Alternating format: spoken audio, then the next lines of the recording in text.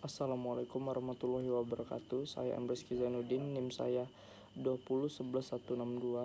Saya akan menjelaskan tentang perkembangan ilmu administrasi negara.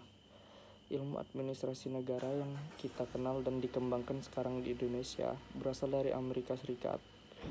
Seperti apa yang akan dibentangkan di bawah, perkembangan dari yang masa kini disebut ilmu pemerintahan atau ilmu administrasi negara, selalu mengikuti perkembangan sifat dan tujuan negara yang bersangkutan, atau dengan perkataan lain mengikuti perkembangan tipe negara yang bersangkutan. Sejak dahulu, misalnya pada zaman kerajaan, para raja sebagai kepala negara dan pemerintahan selalu didampingi oleh ahli-ahli pemerintahan negeri dan pengurusan praja atau country yang memperoleh keahliannya melalui pendidikan dan pengalaman menurut sistem yang berlaku pada waktu itu, yang pada umumnya bersifat individual dan personal. Mengingat sifat keadaan dan kebudayaan pada zaman itu, pada umumnya mereka adalah ahli nujum, ahli filsafat, ahli keprajaan, dan ahli perang. Mereka memperoleh kepandaian atau keahlian di perguruan yang diselenggarakan oleh seorang guru yang sudah mengundurkan diri dari jabatan aktif.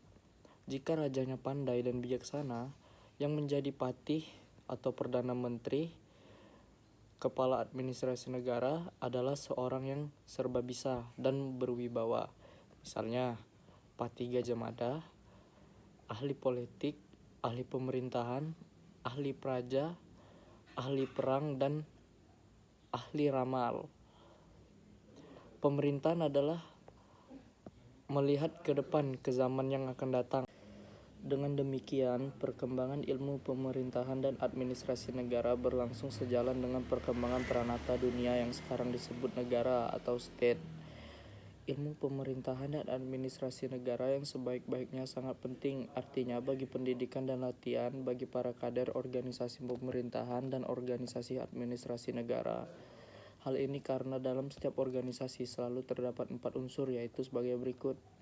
1. Kader, ialah kelompok orang yang merupakan otak atau brains, jiwa atau spirit, pergerakan dari organisasi yang pada umumnya memahami dan setia kepada pimpinan organisasi mengenai filsafat atau pandangan tentang tujuan-tujuan organisasi yang harus dicapai, dan dalam praktik merupakan pemegang kekuasaan dan policy makers.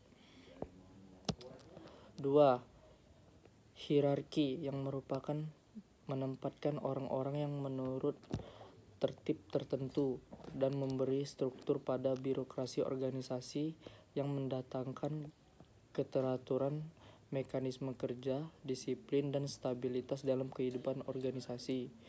3. Kebudayaan atau kultur, sebagai seperangkat nilai, norma, dan opini yang menentukan gaya hidup organisasi.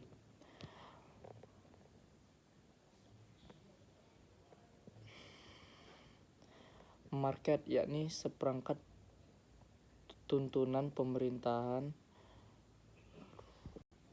4. Market, yakni seperangkat tuntunan, permintaan, dan desakan lingkungan atau situasi yang memengaruhi dan mendorong organisasi untuk berkembang ke arah tertentu, sambil menentukan biaya transaksi-transaksi dan operasi-operasi organisasi.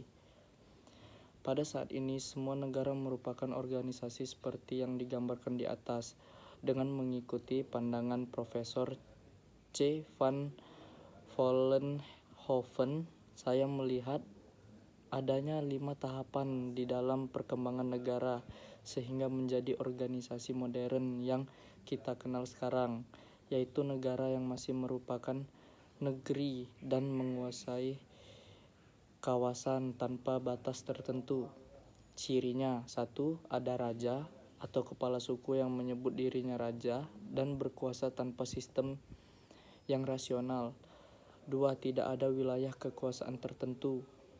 3. Tidak ada pemerintahan yang berdasar atas suatu hukum, hanya ada kekuasaan berdasarkan kekuatan untuk bertindak dan penguasaan. 4. Tidak ada angkatan perang yang berdisiplin teratur. 5. Tidak ada kas harta kekayaan kerajaan tertentu. Semua kerajaan pada masa lampau, mulai dari bentuk negeri seperti tersebut di atas, negara atau kerajaan berkuasaan, cirinya. Semua kerajaan pada masa lampau, mulai dengan bentuk negeri seperti tersebut di atas, negara atau kerajaan berkawasan, cirinya. 1. Ada raja yang berkuasa dengan diresmikan atau dinobatkan oleh pendeta agama dan diakui oleh raja-raja lain dengan pertukaran duta. 2. Raja menganggap dirinya sebagai pemilik kerajaan beserta kerabatnya dan memerintah secara tunggal dan mutlak. 3. Ada angkatan perang yang setia kepada raja, teratur dan berdisiplin. 4. Ada staf pemerintahan dengan punggawa yang berkedudukan dan berfungsi bersama komandan pasukan angkatan perang. 5. Ada kas harta kekayaan kerajaan dan sistem pungutan pajak, upeti, cukai, dan sebagainya yang teratur. 6. Tidak ada hukum legislatif dengan rakyat, hanya dengan Dewan Penasihat Raja. Tidak ada wilayah kerajaan tertentu dengan batas-batas tertentu. Semua kerajaan di Indonesia sampai tahun 1800 termasuk tipe ini, kecuali yang sudah ditentukan batas-batasnya oleh Kompeni VOC. Cirinya, ada raja yang berkuasa atas wilayah tertentu dan dengan batas-batas tertentu yang diakui oleh negara-negara lain yang berdaulat. 2. Raja berdaulat atas wilayah tersebut beserta penghuni dan isinya. 3. Ada hukum legislatif kerajaan tertentu tanpa persetujuan atau keikutsertaan rakyat dengan parlemen yang tidak dibentuk melalui pemilihan umum. 4. Ada peradilan kerajaan yang tertentu dengan hakim-hakim yang terdidik atau profesional. 5. Ada aparat pemerintahan yang merangkap sebagai aparat kepolisian kerajaan. 7. Ada angkatan perang yang teratur, terdidik secara profesional, dan berdisiplin tertentu. 7. Ada kas dan fiskus kerajaan berdasarkan sistem perpajakan tertentu.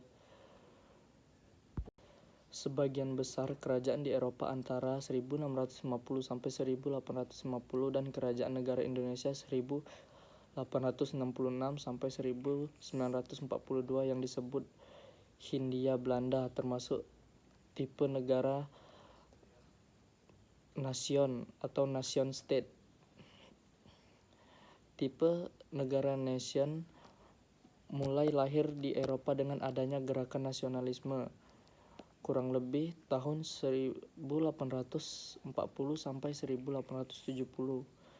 Cirinya, 1. Ada konstitusi negara yang diciptakan melalui semacam forum permusyawaratan.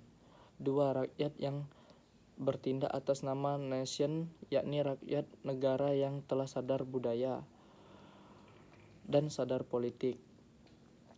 3. Negara adalah milik nation dan pada prinsipnya diselenggarakan oleh nation. 4. Jika ada raja, raja diikat pada konstitusi. 5. Semua kekuasaan dijalankan oleh badan, dewan, instansi, atau pejabat negara manapun secara langsung atau tidak langsung berasal dari konstitusi negara. 6. Semua hukum, undang-undang, dan ketentuan pungutan barang atau uang berasal dari konstitusi negara.